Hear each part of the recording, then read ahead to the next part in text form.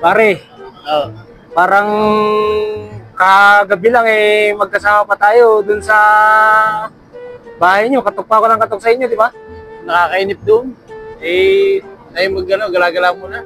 Pero maiba-iba ako ngayon, pare, kasi nandito tayo ngayon sa barko. Oh.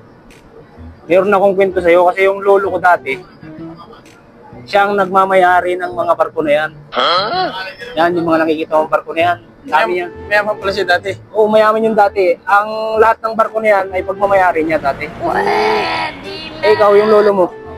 Yung lolo ko ano lang, isang hamak na magdiniyog lamang. Isang hamak na magniniyog.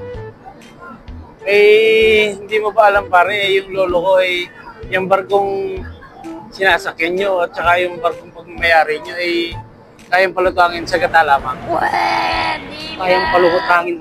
Yan, nakikita mo yan, kaya yung palutangin. Kahit itong tubo na sinasakyan natin ngayon. Yun talaga. Grabe yan. Ang laki pa naman ng mga barko niya. Kaya ba namang palutangin sa gatayan? Oo, kahit ilan yan. Napaka-imposible naman yata. Ganun lang ang kayaman ng lolo ko, kahit magniniyog lamang.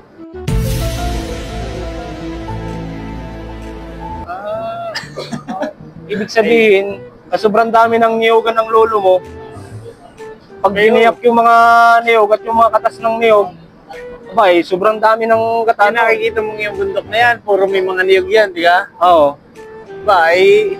Pag yan piniga namin ng mga gata na yan, baka lulutang talaga yan. Ibang klase kayaman pala ang lolo mo, pare. Siyempre. Yung lolo may mahirap pa yun para sa akin. Sabagay, kung sa ang lolo ko, i-ari siya ng barko, tapos lolo mo ay magniniyog, pero kaya niyang palutangin yung barko ng lolo ko, edi mas mayaman pala lolo ko. Siyempre, sabi ko nga sa iyo kung sa yabang lang din pare, hindi naman obra. Talagang mayabang ako. Lalo na pag yung kaharap ko, mas mayabang pa sa akin. Pero alam mo na palang mayabang ako, tapos yayabangan mo pa ako. Sino ngayon ang mas mayabang sa atin? Lolo ko yung Siya. Sige pare, at ako yung nagkakwento lang naman, yan may niyayabang ko lang. huwag mo ko yayabangan. Sige.